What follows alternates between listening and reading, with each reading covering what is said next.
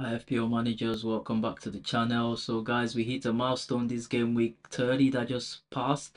We jumped from 7k overall rank to 4k overall rank in the world. If you can have a look at the team right now, we are doing wonders right now, guys. It's 4k overall rank. I'm super proud of that. We worked our way up here. So guys, game week 31, I have my wildcard team activated already. My wildcard is activated. I'm looking to capitalize on the news we have on the double game week 32 and game week 33. I am more keen on game week 33. So guys, you would be having a view of my wildcard team on the FPL app, as well as my wildcard draft team, which I have designed on the FPL team website. So we'll be having a look at these teams together, as well as I'll touch on the assistant manager chip a little bit, even though I'm not looking to play that chip yet. I would be activating my assistant manager chip towards the end of the season. Hopefully the time when teams like Ipswich, Wolverhampton, West Ham, and a few other teams will be looking to gather as much points as possible. So yeah, guys, that'll be it for now. And then up to my team review now, guys. So we gathered 61 points at the end of last game week. And just before I show you the rest of the team, guys, please hit the like button, subscribe to the channel, encourage us, please. We're enjoying doing this. I love sharing my idea of fantasy Premier League with the rest of the world, with anyone that's interested and keen, on fantasy. I enjoy it, so we could as well enjoy it together, guys. So please give us a like, subscribe to the channel.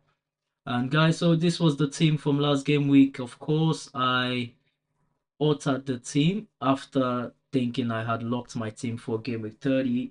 I think it was about a couple of hours before the deadline. I made a swap. So I benched Anthony Elanga and I put in the starting 11 Cole Palmer, guys. I don't know why I did that. I just had the doubt that the game might not be that exciting with goals, so I decided to bench Anthony Elanga, and then I played Cole Palmer, especially with the news of his fitness. Cole Palmer being back, playing a sports side with a very shaky defense. So that was the reason why I did that move. And guys, I don't think I made a very big mistake, so to speak, because in my opinion, Anthony Elanga got the only goal of that game. So if it had been Chris Wood who got the goal, that would have meant Elanga, Callum Odoi didn't even play. So that would have meant the likes of Elanga, Gibbs White, they all blanked. So guys, this is FPL for us. We make some, we lose some, and yep, the rank still went up. We were on the side of the green arrow, so super proud of that, man. Really happy about the team. So guys, Marmush also delivered points last game week. He got I think he got a goal. Yeah, that was just good enough for him, especially looking at the fact that a lot of people captain this fella for the game week. And guys, the big talking point obviously is the blank from our man of the season, Mohamed Salah. Quite disappointing that Salah didn't get, returns, but Liverpool won. That's the big deal for me. I want my boys to keep winning. So yeah, Salah's returning point right now doesn't really count for me. I just want Liverpool to keep doing well, and maybe that will mean I shouldn't captain him too much. Yep. So guys, Mbumo probably his last display in my team. He's gone now. I don't think I'll be having him for a long while. Reason being why I don't fancy Brentford fixtures up to the very last 3 games of the season. So yeah, guys, that might just be it for Brandon Bomo and my FPL team this season. So yeah, moving on. Palmer, Starboy, he did well. I was almost disappointed with myself for bringing Palmer in and benching Elanga, but I'm happy with just the assist point. That's decent enough. Otherwise it could have been disaster. And guys, yeah, decision to keep Nori paid off. I don't know, a lot of people are not looking at Wolves, but guys, they've been keeping certain clean sheets from places you don't expect. They kept a clean sheet against Bournemouth here. If you watch, they kept a clean sheet against Aston Villa in game week 24. So guys, they could spring surprises. And looking at the fixtures they have coming, especially the next 4 games, I don't think it's in a mountain they cannot climb, but I think they can absolutely do well in those games, guys. So well, that's it for my team review, points review from game week 30, guys. So moving on. All right, guys, to the part of the assistant manager chip for those viewers who are activating the chip this game week 31 through 32 and 33.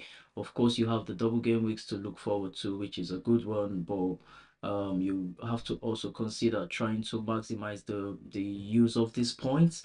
Like I always say, the assistant manager chip is not cheap to just just activate and start switching around managers. Look to capitalize on it. It says if your team is 5 places above another team, you get the manager bonus. So why not look to get these teams that are like, placed, miles above the other team, and try and get these points, that you could get from the manager. So I will just mention a few of these managers that are kind to deliver this winning points. Looking at the fixture difficulty rating of certain teams now, that they look quite positive, but you want them to also get like that point bonuses. So I'll just go straight to the point. We're gonna be listing a few names that I've considered. I fancy the West Ham coach Graham Potter to get something. If West Ham could make a win against Bournemouth in this game with 31, that should be a good one for people looking to play the assistant manager chip on Porter, because West Ham do have a chance to win Bournemouth. They do have a chance. Bournemouth have not really been that exciting. They've been finding it a bit more difficult to get goals, especially from the midfield. The likes of Semenyo and especially no more Clivert, Semenyo and the other guys have not really been delivering, like they were earlier in the season. So, and then another manager and team I want to mention is Brentford. Brentford is a London team. London team playing against each other is always a derby game. Chelsea, Arsenal, it could go either way. Okay, maybe the Arsenal game is out of it, but yeah, I do fancy the Brentford coach talking about Thomas Frank getting points against Chelsea. So it's possible, of course, guys. And then another team will be Everton. I fancy David Moyes doing it against Arsenal as well. There is a possibility, there is a chance, maybe a very tiny window, but yes, if Beto gets his scoring boots on and tries to really hit the net, because he's quite a wasteful striker, it does stand a chance to help his team against these guys. So yeah, guys, that'll be it for this segment of the video. I'm talking about assistant manager chip. So guys, I just have these four managers in mind, and if you're looking for the not really the upside, just a manager that should deliver win bonuses and maybe goals and all that an assistant manager chip should give you, then I'll say go for Newcastle Eddie Howe. He would save you the headache of, oh, will my team win, will my manager return points or not. So guys, Eddie Howe I'll say is the best pick for the assistant manager chip in game week 31. Otherwise, the other guys are quite risky, but then there is the upside to the game for them. All right, that's it. To the next segment now. All right, guys, welcome back. So, guys, this is the part I will be talking about my wildcard team, which I already explained earlier in the video that I've hit the button. And then, so guys, I have two wildcard teams in mind. I do fancy both of them. So, if you have a look at these teams with me, and whichever you think is the better team, let me know in the comment section. I'm happy to engage in the next couple of hours and make a decision, and maybe change my mind and change the team. So guys, pretty much templates for most of us in the attack, so I would focus on the defense. I've got Pope in the defense. I've got Saliba from Arsenal, so obviously Pope from Newcastle, Konate of Liverpool. I feel Liverpool still got some good games where they can keep clean sheets, so I'm looking to have my defenders in the team. Also, Nori from Wolves, I feel, because this run of games are decent for Wolves, and like I mentioned earlier in the video, these guys have kept clean sheets certain times we didn't expect them in the season. And so moving on, guys, to the midfield, we are having the returning Bukayo Saka. I fancy the fixtures of Arsenal, and obviously the double in game with 33 against Ipswich and Crystal Palace. So there is no reason why anyone shouldn't try to triple up or minimum get a double Arsenal player in your team. And yeah, template Salah in the team, highest scoring FPL asset in the all season, keeps his spot in the team. Moving on, Savinho, I do fancy Savinho because I think in the absence of Foden, he is the better pick. Obviously, not too much encouraging numbers, but when you compare him with other City assets, I think he's got the better numbers. Right now City players are not really up there. Even Marmoush is really doing much better numbers than a lot of the older guys that were in the team before he arrived in January. So yep, I think I'll go with Savinho, decent player. And this guy is a bit of a debate for me if I want to keep Rashford or have Asensio. He recently just started getting points again, but I think he's got more points compared to Asensio of recent. Like he's got more steady returns, I'll say. Asensio, we know he's new in the league, but his points have not been that, consistent, even though he does haul, get 13, 15 points here and there. But I overall fancy Marcus Rashford, and of course, with chances of Rashford having to take penalties, I think I'd rather just stick with Rashford, and hopefully the chances fall to Rashford, and rather than Asensio, or because I own him in my team. So moving forward to the attack, I have Ishak, Marmoush, and Mateta. Template attack. I feel everyone should have these guys. Hopefully, we get good news on Ishak's situation. They say it's just a niggle on the groin. We hope it's not that serious to keep him out for long. So, yep. Moving on, guys. I would talk about my bench. Yeah, I've got Alisson Becker. I don't know why I decided to go with Alisson ahead of Raya. I think I just about fancy, like I mentioned, the Liverpool games and the clean sheet that opportunities that could come with their Liverpool fixtures, um over the likes of Crystal Palace or Aston Villa defense. So I went with Liverpool double defense, even though they have single game weeks to come. And just to back that up, we can have a quick look at their fixtures. We all know Liverpool, Liverpool playing against, okay, maybe Fulham does get a goal, but West Ham, Leicester, Spurs, I do see a clean sheet in one of these games. And then maybe after game week 33, 34, I would be moving on from the double Liverpool defense. But I don't think it's the wisest move, but I'm just looking to capitalize on the fixtures right away, like in the next 3 game weeks. But you could as well mix it up, have defenders from other teams that as well double. But one thing I really want people to note about these double game weeks is the teams that are actually doubling do not have great fixtures, especially defensively. You do not want to invest on Palace defense. They are playing really tough sides. Like, come on, guys, let's be honest. Palace defense playing Man City, Newcastle, Bournemouth, Arsenal, in 4 games, out of 5. Also, let's add in there Brighton. I really don't see Palace keeping a clean sheet, but I am holding on to Munoz in my team because of his chances of returning points. He's done that all season. He's proven himself as a match winner. He can score goals, he can make assists, and obviously the record is there as well, guys. So that's why I am keeping Munoz. Otherwise, I'll say stay clear of the Palace defense. Avoid even doubling up on Newcastle. Obviously, you can see my team. I didn't double up on these guys. I didn't double up on Palace. I didn't double up on Newcastle defense.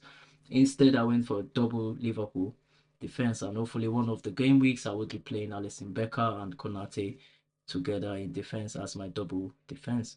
And then I also don't fancy Arsenal keeping a lot of clean sheets, so I also didn't go Arsenal double defense, even though they do stand a chance to keep clean sheets against maybe Ipswich.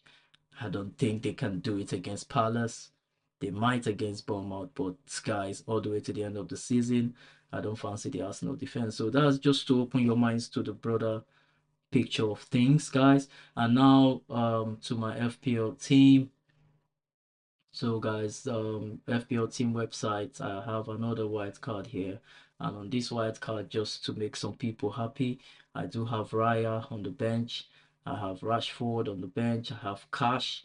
I don't know why I'm still having Rashford here, but maybe it's due to team funds. Might as well make him become Asensio. I don't want to have him on 2 drafts. So yeah, I'll do that right away. So I'll see Asensio. Oh, actually, I'd rather leave it. I don't think we have Asensio on this app yet. They haven't upgraded to have Asensio, so yeah, his name doesn't pop up. So he's not on the FPL team yet. That must be the reason why I have Rashford. So anyway, guys, so Cash, Rashford, Kuzanov of Manchester City also finding his way into the team. So that's a triple Man City targeting game week 33. Triple Palace not minding the fixtures. I still kept Munoz, and this time I'm introducing Ismail Assar. He does have a high point return, positive number there, 7 points, positive. That's a good one, but guys, I don't think I want to own him again. I've had a rough experience with Ismail Assar earlier in the season. Savio makes his way in the team again, like I mentioned, could be because of budget, so I'm not sure why. But yeah, I think it's because of the budget. That must be why I have Savio here again and not folding. But if you have budget somewhere, maybe you're avoiding owning Asia, Saka, or you somehow don't own Salah, then you might be able to own Foden. But guys, I think this is the person to go with in the Man City midfield. Savinho, decent player. Well, and then in the defense, pretty much almost template, I'll say. Pope and Saliba, Munoz as well, and Neko Williams instead of Nori like I had in the first draft team. And Neko Williams because obviously Forest have proven themselves. They've kept clean sheet against Man City, clean sheet against Liverpool or Chelsea thereabout. Yeah, so yeah, they've done it a few times, a couple of times. So I think I might go with a Forest defender, but what Forest defender we don't know. It's up to debate. So you might want to have Milankovic, but I have Neko Williams. Because of the squad value, like I mentioned, he gives me 0.8 million extra in the bank. And of course, because later on in the season, I might be playing my assistant manager cheap, or even at any point right now, after wildcarding, I might want to activate my assistant manager cheap. Who knows?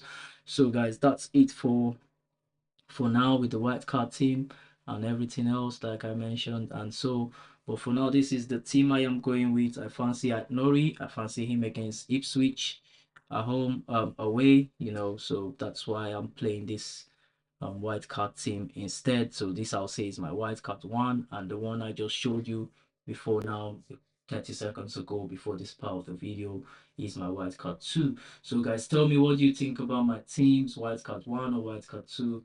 What team do you think is the better team? And what team would you rather play if you are opportune to have this squad in your wildcard FPL team?